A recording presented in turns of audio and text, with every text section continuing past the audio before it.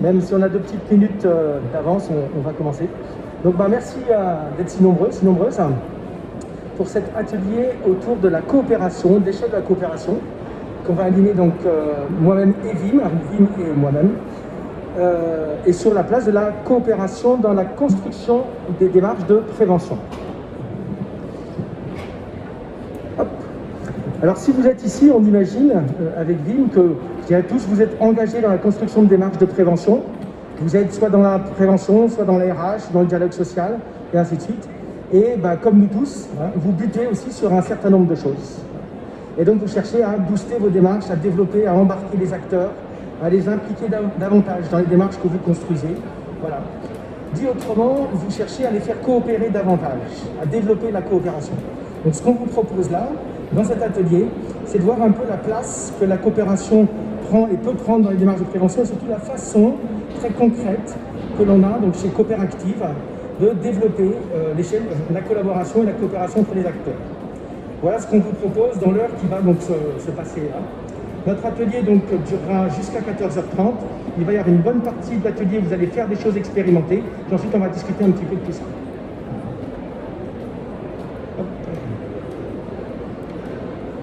Alors qu'est-ce qui freine notre constat, et je pense que c'est sans doute le vôtre aussi, dans la construction de démarches de prévention, ce qui nous freine, ce n'est pas les problématiques techniques. Alors, bien sûr qu'il y a des problématiques techniques complexes, mais globalement, souvent, ça vous savez faire, on sait faire.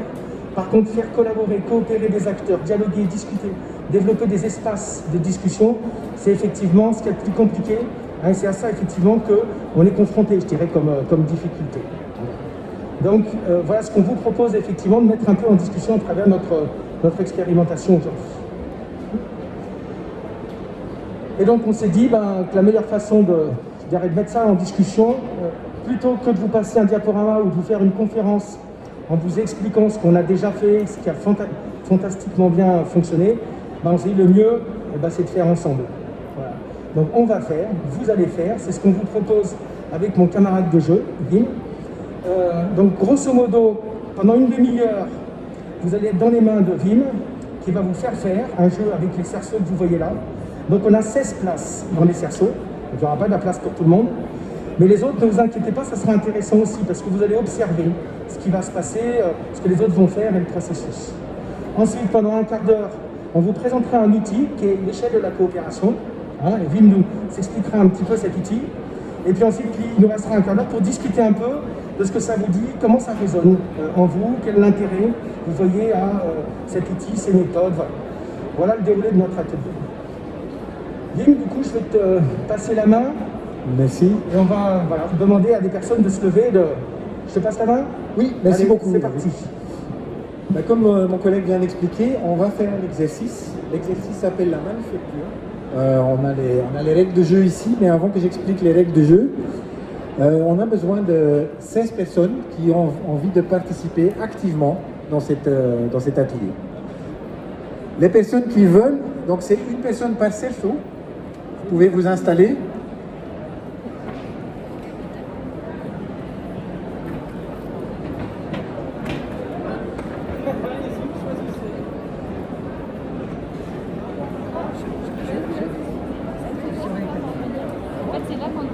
Ah bah non, venez, il reste une place là. Il reste une place. C'est bon, il y a quelqu'un. Là, il y a quelqu'un, David. Elle arrive, elle arrive. Ok, super. Allez, dernier cerceau. Les personnes qui sont assises entre ce coin-ci et le coin qui se trouve là-bas, je vais vous demander de vous reculer un tout petit peu, que quelqu'un puisse passer derrière vous.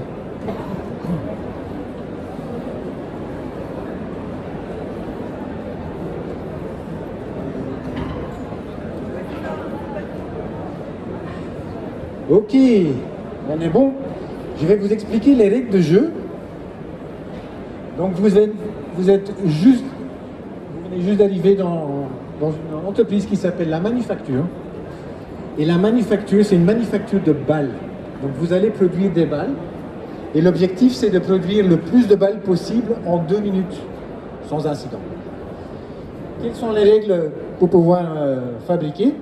C'est chacun doit rester dans son cerceau une fois que la production est lancée. Pour l'instant, si vous n'êtes pas dedans, c'est pas dramatique. Tout le monde doit attraper la balle au moins une fois, par balle qui est produite, bien sûr. On ne peut pas on peut pas lancer la balle à son voisin, donc la personne à gauche ou à droite, ou à la personne qui se retrouve sur la même ligne. Donc si vous êtes sur cette ligne-ci, vous ne pouvez pas lancer la balle ni à votre voisin, ni aux voisines qui sont sur la même ligne. Donc, il faut alterner de ligne en ligne. Et chaque balle qui touche le sol, voilà, il est perdu, c'est un incident. Donc toutes ces règles-ci, si elles ne sont pas respectées, ça crée un incident.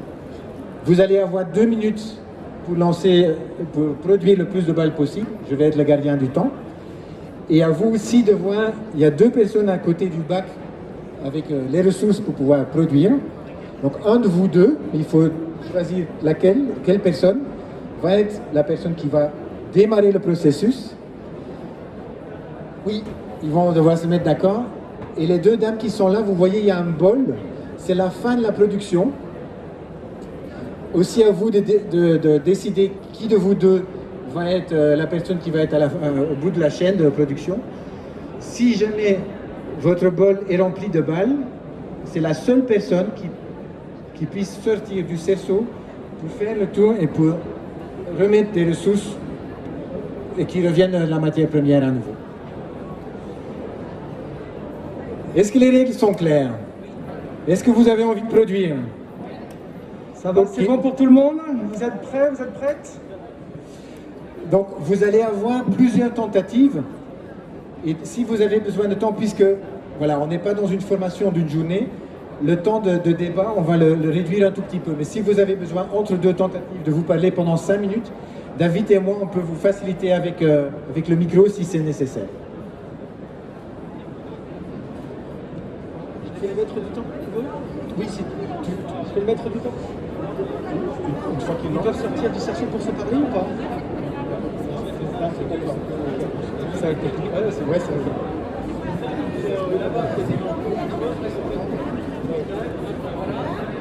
Alors, je peux leur proposer, si vous voulez un micro pour pouvoir vous entendre et vous parler, on peut vous prêter un micro. Alors du coup, il va falloir qu'on prenne... Il faut le mettre contre... Ah, voilà, 1, 2, 1, 2. La tâche va être rude. Du coup, si c'est moi qui commence, on va essayer de se faire une logique. Chacun sait à qui va le lancer, comme ça on va peut-être pouvoir optimiser pour aller là-bas. Du coup, je le lance, je peux aller là, après tu peux aller où? Là. Chacun retient à chaque fois, tac, là-bas. Ah oui, de là. Ah putain. Non, je peux pas, elle est voisine. C'est toi le chef, moi je découvre. Comme toi, ça t'arrange. Ouais. Alors, on refait. Je l'ai, ça va ici, ici, ça va là, là, ça va là-bas, là, là-bas. Ouais, si, c'est bon, d'ici à là-bas. Là, donc on est ici. Je peux sortir du cerceau là pour... ouais, merci. De là, on est ici. Après de là, tu veux aller où? Au bleu? Au bleu. Après. En face? En face? En face? Là, je sais plus, là, en face, c'est monsieur, là? C'est là? Ah, c'est là. Après? Ah, c'est là? Il vous reste 1 minute pour vous organiser. C'est là, après? Là, c'est là. Après, c'est ici. Après, c'est là. Et après, c'est la merde.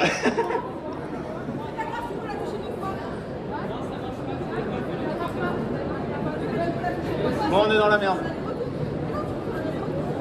Ah, il a dit au moins une fois, donc tu peux... Non, mais d'ici, tu peux retourner là-bas. Hein. Voilà, bon, c'est bon? Bon, je crois qu'on est à peu près dans les temps, je pense que ça va être la merde. Hein. Si, c'est bon. 30 secondes. Allez, c'est bon? Allez, on est prêt? 1, 2, C'est parti. on est prêt. Ok, et qui sera la... Vous lancez la production? Ok, je fais le décompte. 3, 2, 1, top départ.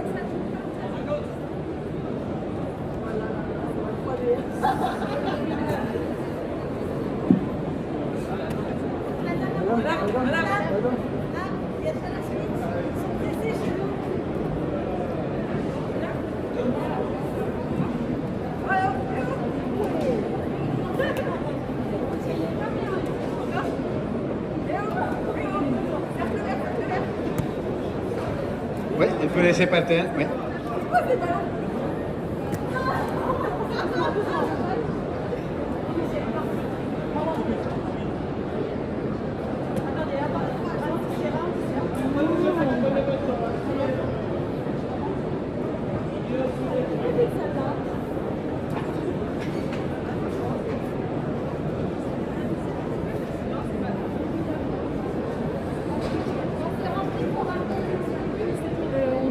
Vous avez encore 1 minute de production.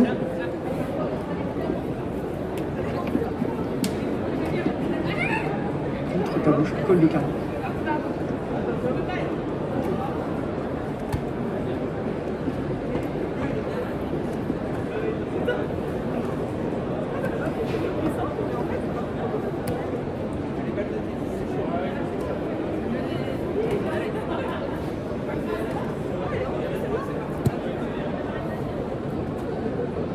J'ai vu que le ballon noir a touché par terre, donc il est sorti de la production.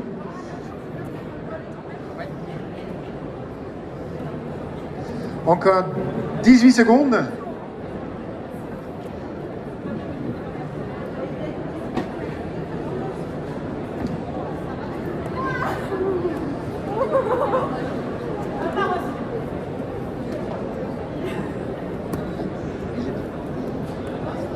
Oui, et le temps s'arrête maintenant. C'est fini. C'est fini. Bravo, bravo, bravo. Je crois que vous pouvez vous applaudir. Ok. Bon. Ah ben, si, on peut les compter aussi. Ah, il est gentil. Ils sont pas revenus quand même encore au bout, mais il est gentil, hein, c'est ça. Pour une première tentative, on va dire. Ouais, Sympa. ils ont bien travaillé quand même. Hein. Alors, Ok. Première question. Combien de balles est-ce que vous avez produit? 813.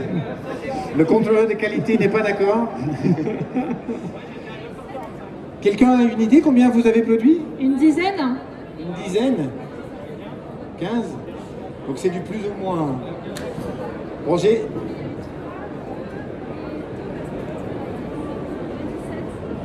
Moi j'en ai compté 8. Ouais. Vous avez produit 8 balles en 2 minutes. 8 balles en 2 minutes. Donc. Voilà. Donc on va récupérer les balles qui sont encore dans le processus. Et je vais vous demander, est-ce que vous pouvez améliorer votre production? Est-ce que c'est possible? Oui. De quelle manière? Moi j'en ai fait tomber une parce que j'ai pas attendu qu'elle me regarde, enfin il n'y a pas eu de communication à ce moment-là. D'accord, ok. Est-ce que tout le monde a entendu? Voilà, au moment de lancement de la Je suis balle. pas sûr que tout le monde ait entendu, non, c'est ça? Ouais. Non, ouais. Ouais. Vous pouvez répéter en mettant le micro, colle le micro. Ouais. Je lui ai lancé la balle et elle m'a pas regardé à ce moment-là, la balle est tombée. Il y a eu un manque de communication à ce moment-là. Ok. Donc ça c'est une solution de vérifier si la personne à qui on lance la balle vous regarde aussi. Oui? On peut peut-être rapprocher les cercles pour être moins loin. Et on gagne en efficacité, en sécurité.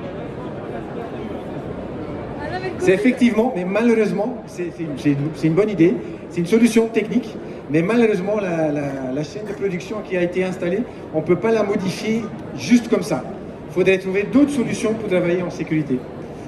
Mais c'était une bonne idée. Moi j'ai une Dès solution. qu'il y a de l'argent pour investir, on va prendre ça en compte. Moi je partirais plus sur le choix de la balle. Je prendrais que des petites balles pour pouvoir en mettre le plus dans le contenant à la fin. Est-ce que tout le monde a entendu?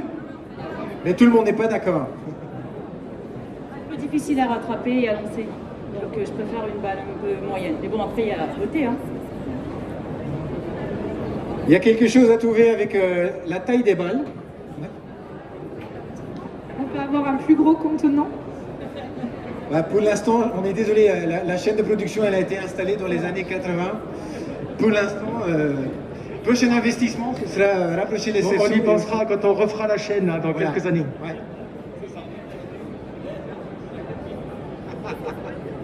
Est-ce que vous avez d'autres idées avant qu'on relance?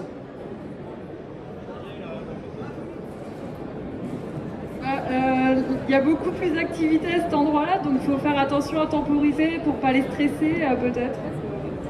Enfin, vu que vous faites un double... et des fois, on peut se retrouver avec 2 balles, donc peut-être que ça facilite pas. Donc attention à... Enfin, à un moment, j'ai l'impression que ça fait accordéon, donc dans l'intensité de l'activité. Ok. Encore une dernière idée, puis après on va relancer. Oui, non, je disais que ici on avait le bon tempo parce que c'était facile de voir à quel moment ils pouvaient lancer la deuxième, mais comme on voit pas la fin, ça cafouille plus à la fin. Parce qu'il y a plus de croisements plus longs qu'ici, ils sont courts. Quand ça commence à bouchonner là-bas, dire oh là, faut y aller doucement, nous on se ralentisse, que ça se fluidifie. Il faudra un modérateur, c'était le début de la phrase. Hein. Ouais, et c'est le modérateur. Ouais. Et une proposition, qui serait le modérateur? Comme disait ma collègue, j'ai la belle vie, je prends la balle, je lui lance, on sait où on en est. Mais après, ça part complètement de notre champ de vision, donc ça continue son petit bonheur de chemin. Surtout s'il y a une balle perdue, ça va bloquer les autres, ou ils devaient l'avoir, ils ne l'ont pas eu, et ça va peut-être...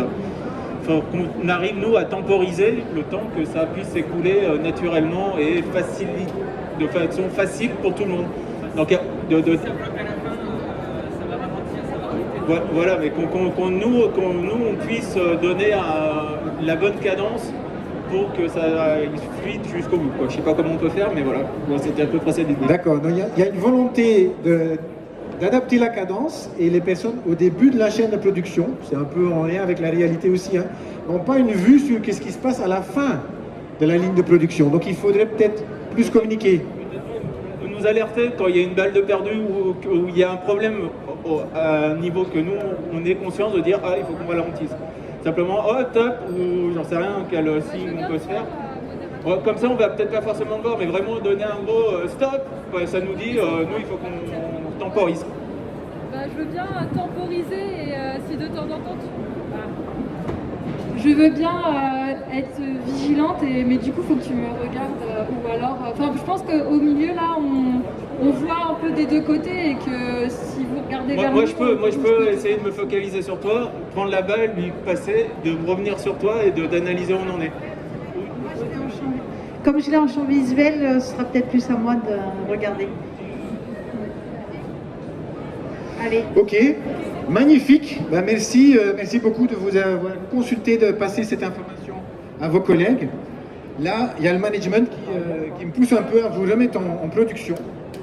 Donc voilà, Il faut qu'on redémarre là, effectivement, là, le temps de discussion, ça suffit là. Voilà. Donc là, je compte jusqu'à toi et jusqu'à... Je fais le décompte. Est-ce que vous êtes prêts?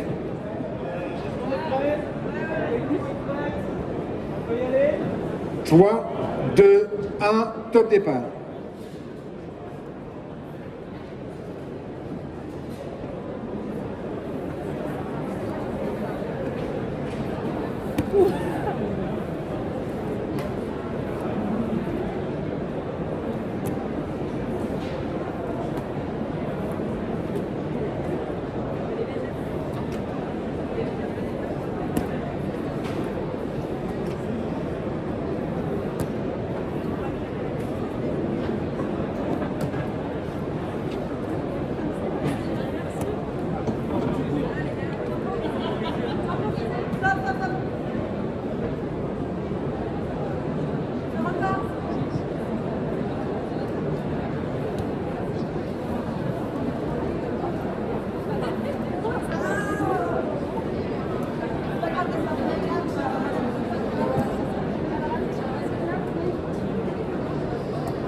Vous avez encore 1 minute de production.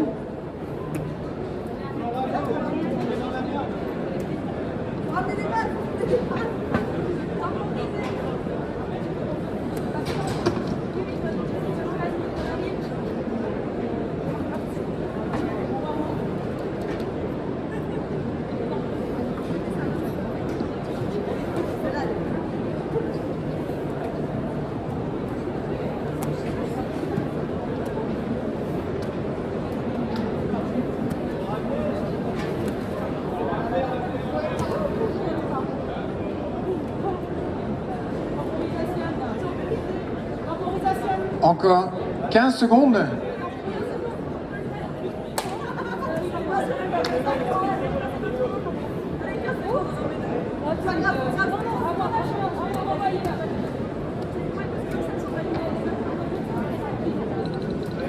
Et c'est terminé. Allez, 2 qui viennent d'arriver là quand même. On les compte celle-là ou pas? C'était juste avant que On les compte? Ah, voilà, il y a de la revendication là, je crois que... On les compte. Ils disent qu'ils ont bien travaillé, si on les compte pas, ils vont être démotivés là, je crois. Bon, moi j'ai pas vu de l'angle où j'étais, j'ai pas pu voir s'ils étaient... Allez, on valide ces 2 balles alors. Allez, on valide les 2 balles. Donc vous avez produit combien de balles en totalité? 11? Vous avez compté? Ah super, vous avez demandé de l'aide. Il y a de la coopération qui se développe à l'extérieur du cercle. Là. C'est bien, c'est que vous en marquez les gens. C'est ça, exactement. Merci beaucoup. Bon. Oui, 11. 11, on valide 11, Dim, c'est ça? On valide 11. Bon, le service qualité et prévention a dit que c'est bon pour 11. Hein. Il y a 11 balles qui ont été produites. Félicitations. Félicitations. Ouais.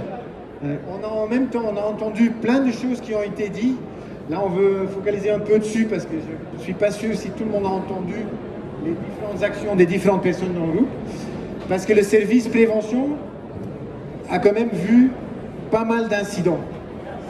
Il y a plusieurs balles qui sont tombées par terre.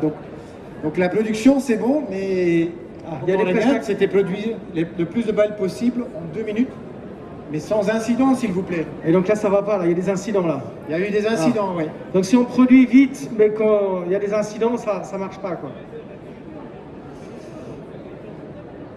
La qualité en santé, ça c'est vous qui le dites. Là, on est là dans le contexte de la prévention, mais la qualité et la prévention vont souvent ensemble. Hein. Je sais pas. Vous êtes embauché en pharma, a priori la qualité n'a pas l'air d'avoir l'importance, dit notre. Hein, c'est ça. Mais juste pour lister un tout petit peu, quelles sont les choses que vous avez fait, qui ont fait que vous avez plus produit, et il y a certains types d'incidents qui ne se sont pas reproduits. On s'est parlé? Vous vous êtes parlé? Oui. Il y a la routine qui s'est installée, on est plus habitué. La routine, ça c'est très intéressant quand on parle de sécurité.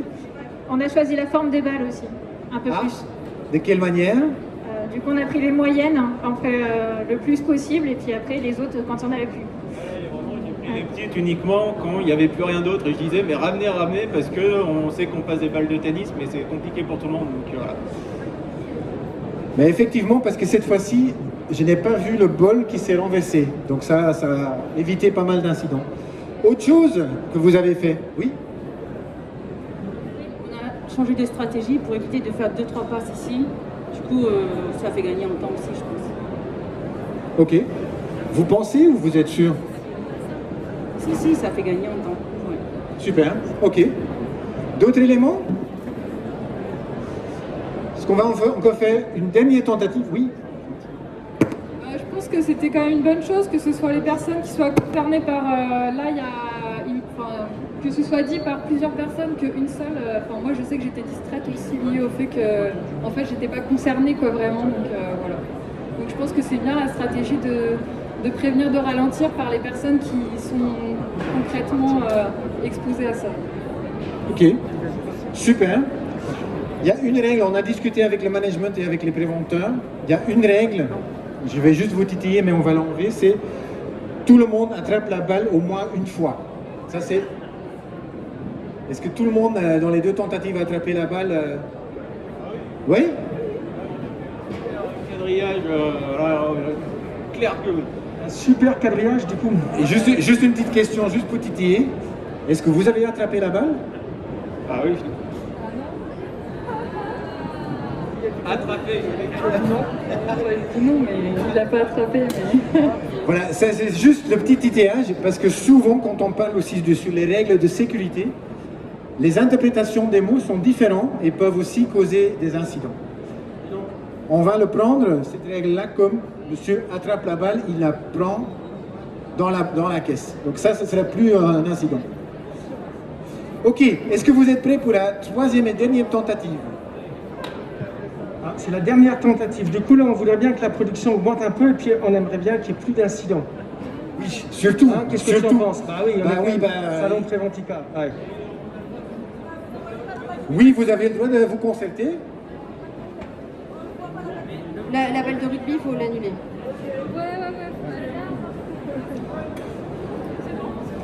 Moi, j'ai une petite question du coup, Wim, à l'équipe. Est-ce qu'on peut leur demander quel objectif ils se fixent là en termes de production? On était à 11 là.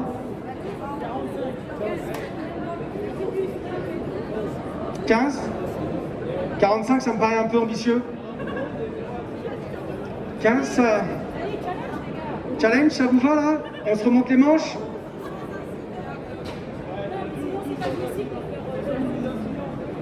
Ah oui, il faut éviter les incidents du coup. On a fait 11. Si on fait 12, c'est plus, on est d'accord. Par contre, je pense que là où c'est super compliqué, c'est pas faire d'incident parce qu'il y a vachement de... Ça peut planter à chaque fois quoi. 12 et sans incident. Alors 12 sans incident ou 15? 12. Ouais, et juste, la question, on a fait combien d'incidents et on sait combien à peu près? Quelqu'un sait répondre à cette question? Ok, alors là vous êtes viré après. On est bien dans la coopération là, je trouve. Hein. C'est très coopératif. Hein. Mais non, bien évidemment, bien évidemment. J'ai juste une question. C'est souvent toi qui fait que, enfin, toi, ta tâche qui fait que tu dois courir et revenir. Qu'est-ce qu'on peut faire pour t'aider? Et que...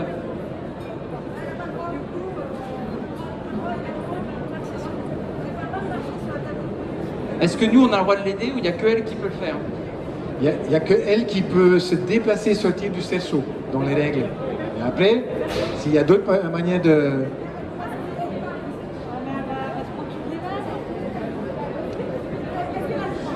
Elle a le droit, mais il y a 2-3 personnes qui ont donné une réponse. Oui, elle va se prendre les balles. Sauf si elle y va en mode... Elle a le droit. Maintenant, elle risque de se prendre... Est-ce qu'elle va pas plus vous perturber? Et est-ce qu'en temps, c'est plus court de passer comme ça en mode Fast and Furious, on bloquette. Quitte quand il va, on arrête tout. Tu dis stop, tu vas, tu nous ramènes et tac. On fait comme ça, tu dis stop, il faut que je ramène, on fait le temps que tu te fasses le truc et on essaye comme ça. Magnifique, la ligne de reproduction va être redémarrée. La réflexion, le nettoyage, tout a été fait, le stop est terminé. Est-ce que vous êtes prêts? Vous avez des gens qui vous encouragent là, hein, donc... Allez, applaudissez là. Faites du bruit. 3, 2, 1, top départ.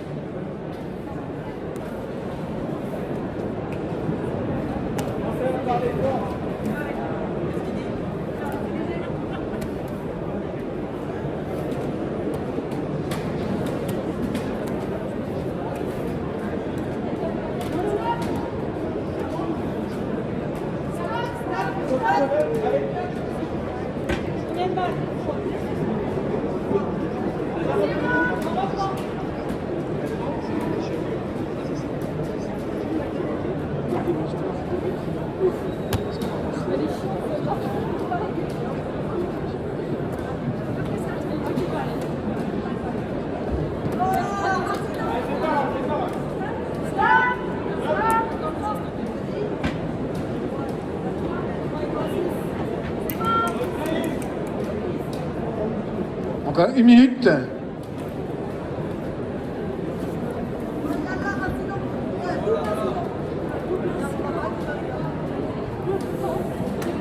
Il y a beaucoup d'incidents là.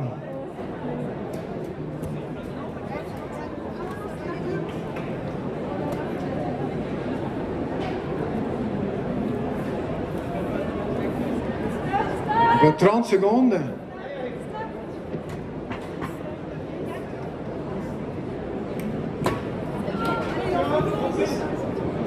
Vous êtes à 10.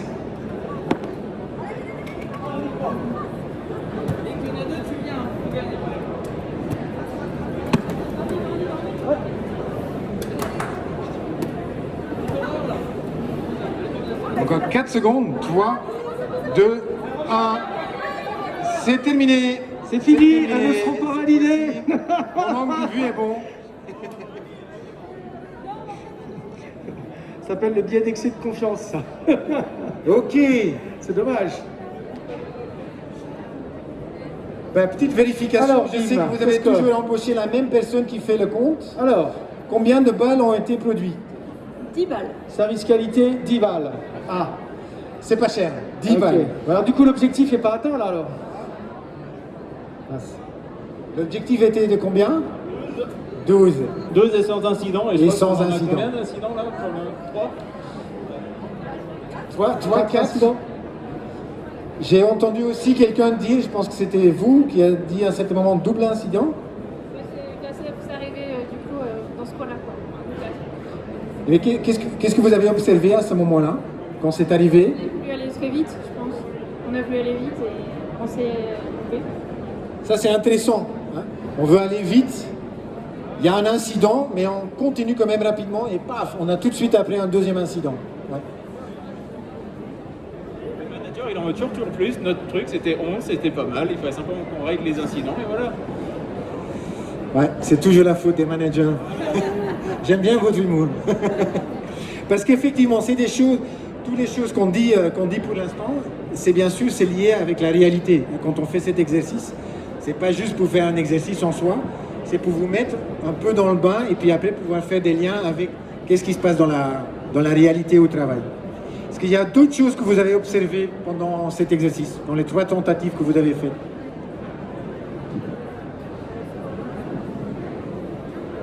On se parlait plus sur le dernier exercice. Donc, il y a plus de communication, c'est au fur et à mesure, il y a de plus en plus de communication, où vous êtes plusieurs à hocher de la tête. La communication se développe, les échanges, ouais. Peut-être trop, non? Est-ce qu'il y a... Non, mais c'est une véritable question, vu comme on s'est mis un challenge et que nous, à notre côté, on essaie d'envoyer des balles parce qu'il fallait qu'on fasse quand même plus. Il y a un moment, il y a eu un stop, on ne savait plus, ça reprenait. Moi-même, je n'ai pas tout compris. Est-ce qu'il y avait trop d'informations peut-être, non? Pour ma part, j'ai trouvé que les temps de pause, c'était pas mal pour respirer, se reconnecter un peu à où est-ce qu'on en est et pas... Et moi, ce qui me stressait, c'est quand on m'envoyait la balle hyper rapidement parce que du coup, je pouvais moins la recevoir bien, quoi. Et enfin, voilà. Donc moi, j'ai trouvé que c'était bien l'idée de faire une pause. Enfin, voilà. Je pense que ce qui n'a pas été pris en compte aussi, c'est la distance qu'il y avait entre eux quand on se lançait la balle. Et c'est vrai qu'il y avait beaucoup plus d'incidents à ce niveau-là, parce que c'est tout simplement plus long et après plus de pression qui peut arriver derrière. D'accord, merci. Et moi, je pense que le fait qu'on ait changé de stratégie, soi-disant pour aller plus rapidement, quelque part, ça nous a perturbés. Parce qu'on avait quand même bien fonctionné avec le fait de passer à l'extérieur. Là, le fait de s'arrêter, malgré tout, ça nous stoppait quoi, dans notre élan. Ça nous ralentissait. Mais bon, voilà, on a joué, c'est pas grave. Merci. D'autres personnes qui veulent partager leur opinion, leur vécu? Alors, peut-être que, pareil, est-ce que dans le public aussi, il y a des gens, donc vous avez été observateurs, hein, est-ce qu'il y a des gens effectivement qui ont envie de réagir un peu à ce qui s'est passé là? Est-ce qu'il y a des gens qui ont observé quelque chose que vous avez envie de partager, hein, qui n'a pas été évoqué là? Non, on est tout bon? Ça a été abordé tout à l'heure, mais c'est vrai que la diversité des balles et la taille des balles, ça joue un gros effet. Parce que souvent, celles qui sont tombées, passe d'une grosse à une petite. Et du coup, cette variabilité, je trouve que ça fait haut. Moi, j'aurais presque fait que les petites balles. Parce qu'en plus, on en entasse plus là-bas. Et en fait, on n'aurait pas eu les variabilités si on avait fait que des petites balles. Okay. Extérieur. D'accord, merci beaucoup. Oui, parfait. Alors, il y avait encore une dernière intervention, puis ensuite on va basculer un peu à la présentation de l'échelle de la coopération. En fait, pour moi, à mon poste, j'ai 2 tâches à réaliser, à la fois attraper, enfin même 3, attraper la balle, la relancer, et ensuite aller rapporter toutes les balles. Donc ça me fait beaucoup de tâches à faire, c'est pas énorme, mais ça oblige à réfléchir un peu plus. En tout cas, vous voyez bien la différence et l'activité, quoi. Ah, c'est ça. Okay. Bien, et ben on va remercier déjà tous les gens qui ont participé à la manufacture. Vous allez pouvoir rejoindre vos chaises si elles sont toujours disponibles. Merci beaucoup. Et puis on va commenter un peu ce qui s'est passé. Ce qu'on peut voir, donc Wim va installer l'échelle de la coopération qu'on va disposer ici et vous montrer un petit peu cet outil. Et pendant qu'il est en train d'installer ça, il manque des balles, il y en a une là. Y aurait-il d'autres balles quelque part, c'est ça? Est-ce qu'il y en a qui ont mis des balles dans leur poche? La grosse, là, voilà. Non? Tu y retrouves? Ouais? Ok. Donc, juste une petite minute ou deux pour que Wim, effectivement, puisse installer l'échelle de la coopération. Ce qu'on voit, donc là, vous avez pu assister à un exercice, un jeu, en fait, qui permet de mettre en discussion la notion de coopération. Donc, vous avez vu, effectivement, 2-3 petits constats qu'on peut faire là. On est sur une activité qui est très simple, qui ne demande pas beaucoup de matériel. C'est une activité qui embarque. Je pense que les gens qui ont participé voient qu'effectivement, on est très rapidement pris dans l'activité elle-même. C'est une activité qui, bien qu'elle soit simple, permet aussi de faire tout de suite des liens avec des choses complexes. Donc on a bien sûr parlé beaucoup de communication, c'est forcément un des éléments importants de la coopération. On a parlé aussi de la gestion de l'activité. À la fin, moi j'ai 2 tâches, une tâche, le cerveau, ceci, cela, voilà. On a parlé de pause, du coup ça nous amène sur les questions des rythmes. On a parlé de stratégie, changement de stratégie, voilà. Donc en fait, vous voyez qu'effectivement à partir de là, on peut tirer des fils qui sont intéressants sans trop de difficultés. Voilà. Alors, des activités comme ça, je dirais, il y en a effectivement toute une série. Et du coup, cette activité support va permettre de mettre en discussion des processus, en fait, et de revenir là-dessus. Et c'est ce qu'on va voir là avec la présentation de l'échelle de la coopération. Wim, est-ce que on est bon ou c'est en train de se disposer tranquillement? Du coup, il faut que je fasse un peu... il faut que je trouve 2-3 trucs à dire, là, le temps qu'on finisse de disposer. Ouais, c'est bon pour toi? Allez, c'est bon pour Wim, donc je passe la main. Je vais avoir l'assistance de Philippe, notre collègue, parce que je viens de me réaliser que je ne vais pas avoir les 2 mains libres avec mon micro. Merci. Ok. Donc, ce qu'on a constaté quand on travaille sur la coopération avec des groupes, si c'est dans la prévention ou pas, c'est que les mêmes systèmes reviennent à chaque fois. Donc ça fait avec un réseau international, on a créé ce qu'on appelle l'échelle de la coopération, qui est une sorte de carte de route de groupe pour augmenter ou de constater, d'abord constater, puis après réfléchir et augmenter la coopération au sein des équipes, et dans ce contexte-ci aussi pour augmenter la prévention. Donc ce qu'on voyait, c'est que souvent quand des entreprises viennent nous voir, ils veulent avoir une activité parce que tout le monde veut coopérer. Coopérer, c'est top. Et coopérer, ça crée de la confiance. Il faut avoir de la confiance, mais c'est là où tout le monde veut être. Le territoire qu'on appelle le territoire un peu du milieu, c'est le territoire de l'évitement. On ne sait pas très bien, est-ce qu'on va coopérer, est-ce qu'on connaît assez bien l'équipe, est-ce qu'on connaît assez bien la tâche. On évite un peu et ça crée un peu de la distance. Ça peut être positif ou négatif, c'est sans jugement. Et le 3e territoire, on va faire attention que ça ne siffle pas, c'est le territoire de la survie. C'est là où ça crée de la résistance. Ça peut être la résistance contre le changement, résistance contre la pression de production, ça peut être la résistance entre les équipes, ça peut être la résistance avec le management, etc. etc. Là, on va aller regarder un peu plus en détail ce qui se passe dans les différents mondes. On va commencer avec le monde de l'évitement. Et la carte qui se trouve au milieu, c'est repli sur soi. Donc c'est un peu typique quand on est là, on se replie sur soi parce qu'on ne sait pas comment on doit faire pour être là et parce qu'on n'a pas envie d'être dans le monde de survie non plus.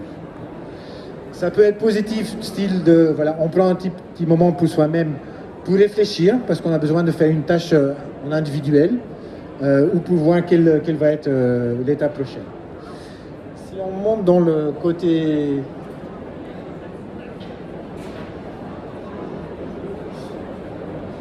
Ouais, ici. Pour sortir... Ouais, sinon je prends déjà la... Pour sortir de ça, on peut passer... Hein, si on veut s'orienter plus vers la coopération, à ce moment-là, on peut commencer avec parler avec. Ce qui est le démarrage de sortir de l'évitement... Si on va parler avec les collègues, à ce moment-là, on peut trouver des solutions, on s'ouvre, on passe de l'information. Par contre, on peut aussi, c'est très proche, mais c'est quand même différent, on peut aussi parler d'eux. On ne sait pas comment régler les choses et on commence à parler de nos collègues, de notre manager, de notre préventeur, la personne pour laquelle on se met en évitement. Et à ce moment-là, on glisse un peu plus vers la survie. Si on glisse vers la survie, excusez-moi, je vais m'adapter.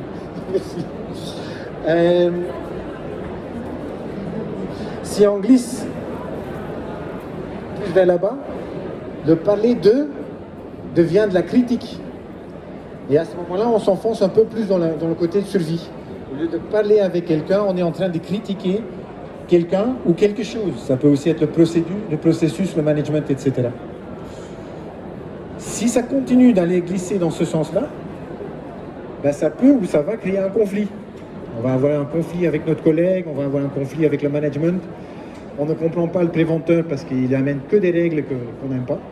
Et donc, c'est le conflit autour de tout ça. Ce qui va ou qui peut nous mener vers l'affrontement. Une fois qu'on arrive à l'affrontement, il y a quelque chose qui se casse. Il y a quelque chose qui n'est plus réparable et donc ça se peut que la personne quitte l'entreprise, ça se peut que la personne se fasse licencier, etc. Bien sûr, il y a aussi ce côté-là qui nous intéresse beaucoup plus. Et pour pouvoir aller dans cette direction-là, on a besoin de feedback. Ce qui veut dire, parce que le feedback c'est tout un concept, ça veut dire que on parle avec nos collègues, on donne un retour à nos collègues. Et il y a une différence entre parler avec, quand moi je dis à quelqu'un que moi je voudrais que ça se passe de cette manière-là, ou de donner un feedback et de dire, moi je pourrais mieux faire mon travail si ça et ça est adapté. Donc moi, mon besoin en fait c'est ça. Est-ce que vous pouvez m'aider avec ça? Ça c'est plutôt le vrai feedback comparé avec parler avec. La prochaine étape dans le positif, dans la coopération, c'est la cohésion. Le plus qu'il y a du feedback, le plus qu'il y a de la confiance, le plus qu'il y a de la cohésion au sein de l'équipe, qui va nous mener vers la synergie au nom du groupe.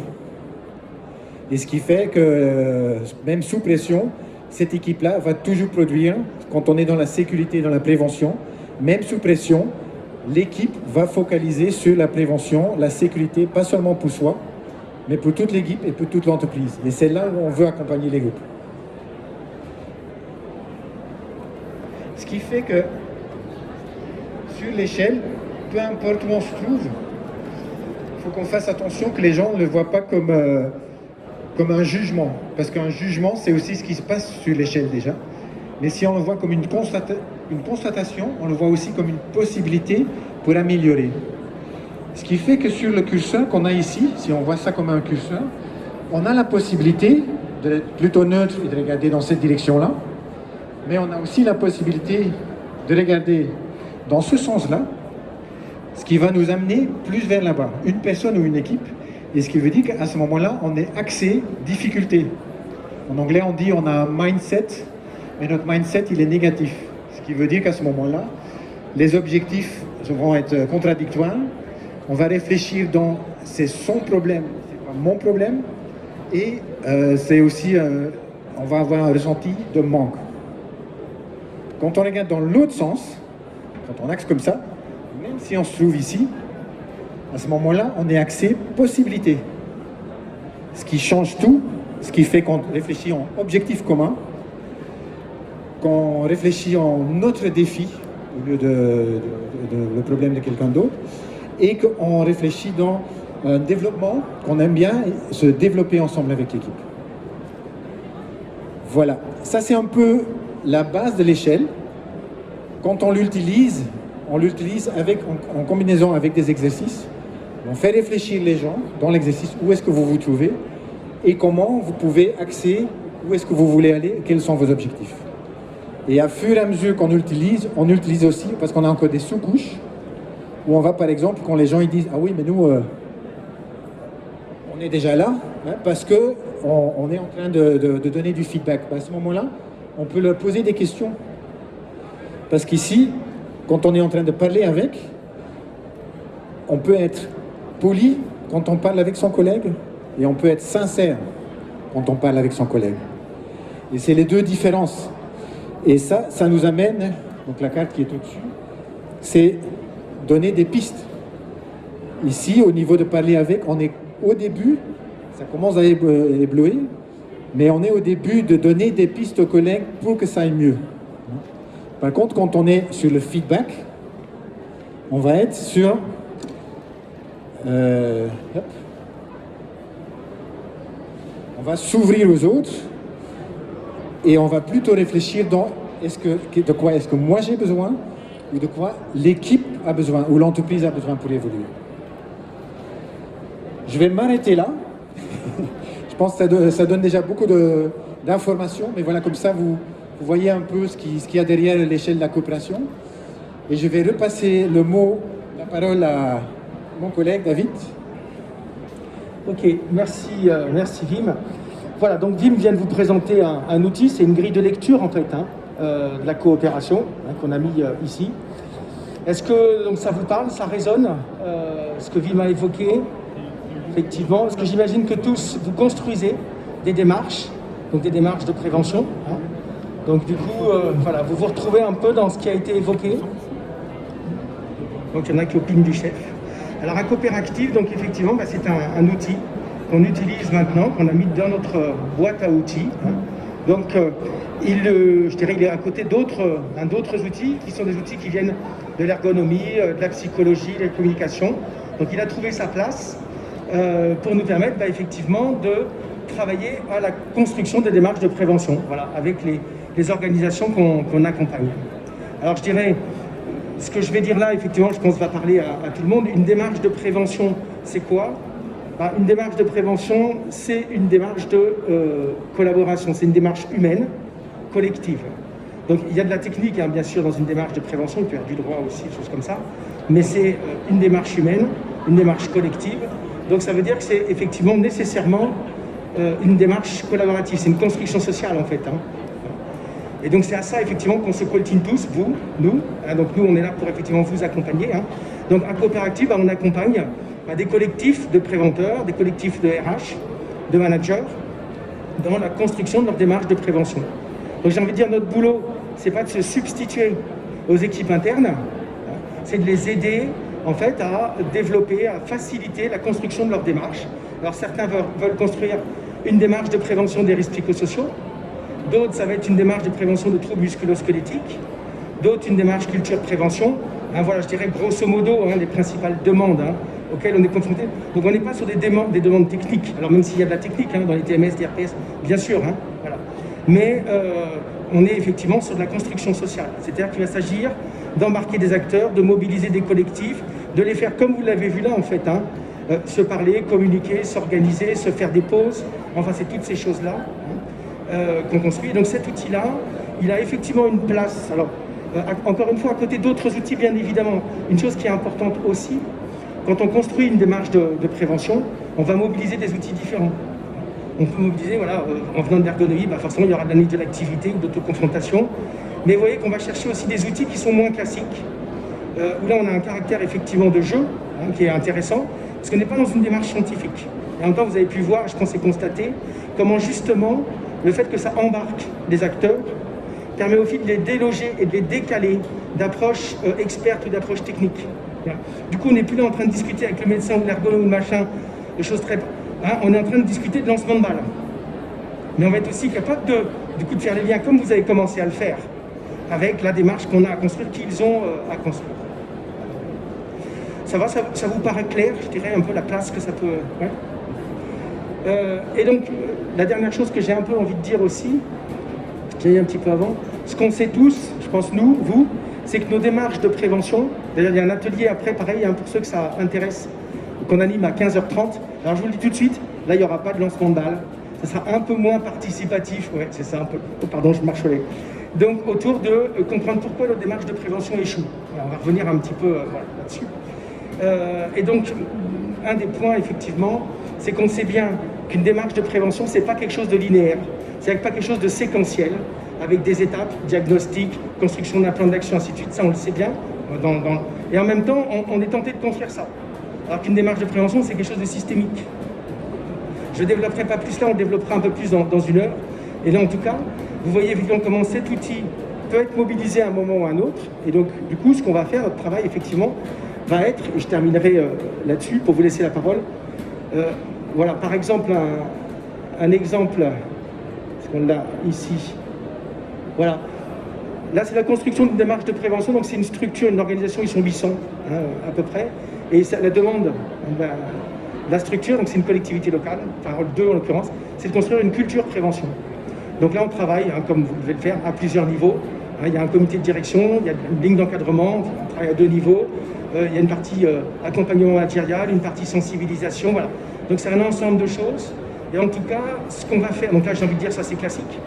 Par contre, ce qui est effectivement un peu moins classique, c'est qu'au lieu de faire des réunions avec les gens, et ben dans certains cas, on va leur faire des exercices comme ça, y compris à un comité de direction. J'ai même surtout envie de dire, surtout à un comité de direction. Le reste, c'est plus facile. Hein. Voilà. Et donc, c'est ça qui va aussi les décaler, les déloger, et du coup, les sortir de leur place et leur permettre de développer la coopération. Oui, Wim Vite, si ça ne te dérange pas, je vais juste distribuer ceci pendant que tu continues à expliquer. Alors, on va s'arrêter là, je dirais, pour la présentation. Je pense qu'en termes de timing, on doit être pas mal. Et ça nous laisse un petit peu de temps. Voilà, il est 20. Donc, on a 10 minutes pour répondre à un certain nombre de questions, voilà, échanger un petit peu. Sachant qu'après, ceux qui sont intéressés, on est juste derrière, là, le stand S7, où on peut continuer la discussion. Voilà. Mais on peut la commencer ici, voilà, pendant que le groupe est là. Voilà, du coup, ce qui nous intéresse, c'est comment est-ce que ça résonne en vous. Est-ce que vous avez des questions sur l'utilisation de ça? Enfin, allez, c'est parti. Mettez le micro vachement. Moi, Mehdi Limoges, je suis responsable HSE dans une usine pharmaceutique. J'entends la coopération, mais concrètement, quels sont des exemples concrets que vous avez mis en coopération, en jeu, sur une culture sécurité, sur des risques parce que là, on a parlé beaucoup de production, c'est facile à comprendre, mais en matière de prévention et de sécurité. Quels sont les exemples d'exercices de coopération que vous avez proposés? Vous voulez dire quel type d'exercice on leur fait faire ou à quoi on utilise ça? Qu'est-ce qu'on leur fait produire avec? D'accord. Alors, et si la question c'est est-ce qu'il y a des exercices qui sont entre guillemets plus faciles, plus destinés, plus applicables à la construction de la prévention? C'est ça? Oui. Donc effectivement, comme Wim le disait, Wim, vous avez commencé à produire du coup des exercices et toute cette... Il y a combien d'années? 4-5 ans? Plus? Ouais. Le début c'est il y a 12 ans. Une douzaine d'années. Et donc en fait, ce qu'ils ont développé, c'est effectivement toute une série d'exercices, voilà. Et donc il y en a effectivement qui sont plus adaptés à la construction de la prévention, où on va avoir effectivement plus de règles. Là, vous avez assez peu de règles. On va avoir plus de règles. On va avoir des règles liées aussi à l'activité physique, des consignes, tout ça. Donc là, il y a des liens. Tu veux dire un mot là-dessus? Ouais. Oui, je veux bien. Oui. Donc les exercices peuvent être exactement pareils quand on travaille sur la coopération ou la construction d'une équipe, comme quand c'est pour la prévention. Quand c'est sur la prévention, on va beaucoup plus axer sur quels sont les incidents, qu'est-ce qui se passe, et focaliser sur comment on peut améliorer. Il y a plein de thématiques qu'on a laissées parce que là, voilà, on n'est pas dans une formation. Mais par exemple, à un certain point, j'ai entendu quelqu'un dans le groupe dire, ou voir plusieurs personnes dire, oh, il n'a rien dit, donc c'est pas grave.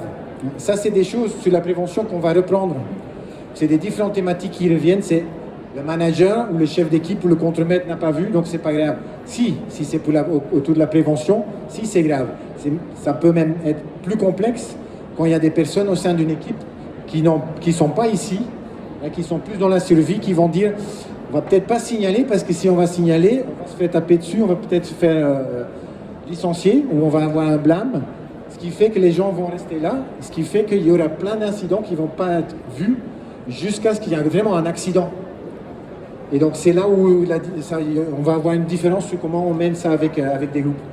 Et vraiment travailler sur le comportement, le changement de comportement. Et ça prend du temps. C'est pas sur 1 heure ou un exercice qu'on puisse faire ça. C'est un fonctionnement, c'est plutôt à long terme. Et pour compléter, peut-être du coup tu as fini, hein? Oui. Pour compléter la réponse de Wim, mais pour être bien clair, on ne produit pas, nous Coopéractive et ainsi de suite, on ne produit pas des règles techniques pour les organisations qu'on accompagne. Par exemple, vous êtes dans la pharmacie. La pharmacie, nous, c'est un domaine qu'on ne connaît pas. Et donc, effectivement, alors qu'effectivement, je dirais, vous êtes expert de votre domaine la prévention, la qualité, ainsi de suite. Donc notre boulot à nous ne consiste surtout pas, les experts de la prévention, c'est vous en fait. Voilà. Alors bien évidemment, on s'y entend un peu quand même, hein, mais c'est pas nous les experts de chaque domaine, hein, du BTP, des pompiers, de la pharmacie, ainsi de suite. Par contre, ce qu'on va mettre en discussion en fait, à travers, je dirais, nos méthodes de travail et ainsi de suite, et ce qu'on discutera, on va discuter, vivant par l'instant, et parler de comportement. Donc nous on appelle ça les facteurs humains ou facteurs organisationnels et humains, les FOH. Donc on va mettre en discussion, par exemple à la fin, là, sur cet exercice-là, vous vous étiez donné un objectif qui était, ok, on va monter à 12 sans incident. Donc on va monter un peu, pas beaucoup, il y a eu la discussion 15, 12, tout ça. Et puis quand vous êtes arrivé à 10, il n'y a plus que 2. Et je crois avoir entendu ici, on attend, elle a dit, il faut ramener, et on a gagné. Du coup, ça n'a pas été entendu, on a continué. Et on a tout loupé, biais d'excès de confiance. Donc on va mettre en discussion ce qu'on appelle les biais de raisonnement. On va discuter de la notion d'erreur humaine et ainsi de suite. Qu'est-ce que c'est qu'une erreur? Pourquoi est-ce qu'on fait naturellement des erreurs? Voilà. Et c'est ça qu'on va effectivement mettre en discussion, donc qui sont des choses à la fois très concrètes dans les organisations de chacun. C'est ces processus-là en fait qu'on va travailler. Est-ce que ça répond du coup à la question de manière claire? Ouais, ok. On est orienté FOH, ouais, c'est ça. Exactement. Du coup, si vous connaissez ça, oui. On est FOH, tout ça, oui, bien sûr. Voilà. En tout cas, on peut mettre ça en discussion, FOH, la collaboration et toutes ces choses-là, bien sûr. Ok, est-ce qu'il y a une autre question? Oui. Du coup, la question c'est comment on va faire passer les gens, comment on fait bouger le curseur en fait, finalement. Cela, on va faire un état des lieux, on va dire, bon voilà, les gens ils sont plus survie, évitement ou coopération, mais comment on fait pour les faire changer Comment voilà, c'est ça la question. C'est une bonne question. Comment faire pour faire changer les gens? L'idéal, c'est une question pour Vin, ça. L'idéal de l'idéal, c'est qu'on puisse travailler avec les différents niveaux au sein de l'entreprise. Parce que souvent, ce qu'on entend quand on travaille avec des groupes, c'est qu'il va y avoir la critique. Qu'un niveau va dire, c'est l'autre niveau qui c'est le N+1, c'est le N-1, c'est toujours ailleurs. En fait, c'est les autres, ça, on connaît. Donc là, c'est l'idéal de pouvoir travailler sur les différents niveaux. Après, c'est la constatation et la vérification. Donc, il y a pas mal de débats. Souvent, suite à des exercices, s'il y a un mal-être, de temps à autre, c'est juste pouvoir prononcer le mal-être qui va déjà changer énormément de choses. C'est très difficile de dire c'est exactement ce bouton-là ou ce bouton-là qu'il faut pousser. Souvent, c'est la confiance, le fait d'être écouté, le fait de voir qu'on est apprécié par ses collègues ou par ses supérieurs. C'est un début de changement. Bien sûr, on parle aussi de culture d'entreprise. Si on a les cultures, s'il y a eu un management par la peur, on a beaucoup plus de chances de retrouver une équipe qui est là et qui a besoin de plus d'éléments avant d'oser. Ouais, peut-être qu'ils osent venir dans l'évitement, peut-être qu'ils sont déjà là, mais qu'ils ont plus peur pour arriver ici parce qu'il y a un passé où il y a des choses qui sont passées. À ce moment-là, on doit travailler sur ça. Mais souvent, c'est tout un travail ensemble avec le management, les RH, les préventeurs. Le plus que la réflexion est commune et portée par plusieurs personnes à l'entreprise, le plus que nous, on a la chance d'avoir un succès avec une équipe ou plusieurs équipes dans les îles. Et je vais compléter du coup ta réponse, Jim, pour être pareil très très concret, vous compreniez comment on travaille.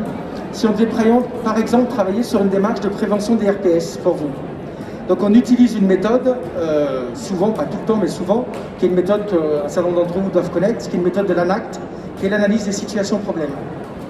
Oui, il y en a qui connaissent cette méthode-là? Pas trop. Donc c'est une méthode qui a été développée par l'ANACT, l'Agence nationale d'amélioration des conditions de travail. En fait, on va rentrer pour la construction d'une démarche de prévention des RPS par des situations problèmes.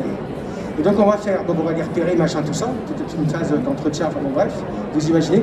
Et ensuite on va constituer des groupes, pas 36, hein. Il suffit d'analyser 4, 5, 6 situations problèmes pour saisir de toute une organisation. On va travailler comme ça, pareil sur une structure de 1400 personnes. Et donc en fait on va constituer des groupes qui vont analyser ces situations problèmes. Mais ce que les groupes ne savent pas, c'est qu'en fait le résultat de l'analyse, j'ai presque envie de dire, on s'en fiche. Voilà. Parce qu'on sait déjà ce qu'on va trouver. On va trouver des problématiques d'organisation, de communication, de management, de délégation, bref, et ainsi de suite. Voilà. Par contre, ce que les gens ne savent pas, alors, les gens qu'on accompagne ici, parce que c'est que la composition du groupe, elle est cruciale. Et qu'en fait, les gens qui vont être choisis pour composer le groupe, ils sont choisis en fonction de 2 paramètres. Le premier, c'est qu'il doit y avoir les compétences techniques, les connaissances pour être capable d'identifier les causes racines de la situation qu'on va traiter. Hein. Par exemple, on va mélanger des services support et des services des gens de la RH, machin, des cadres avec des et ainsi de suite.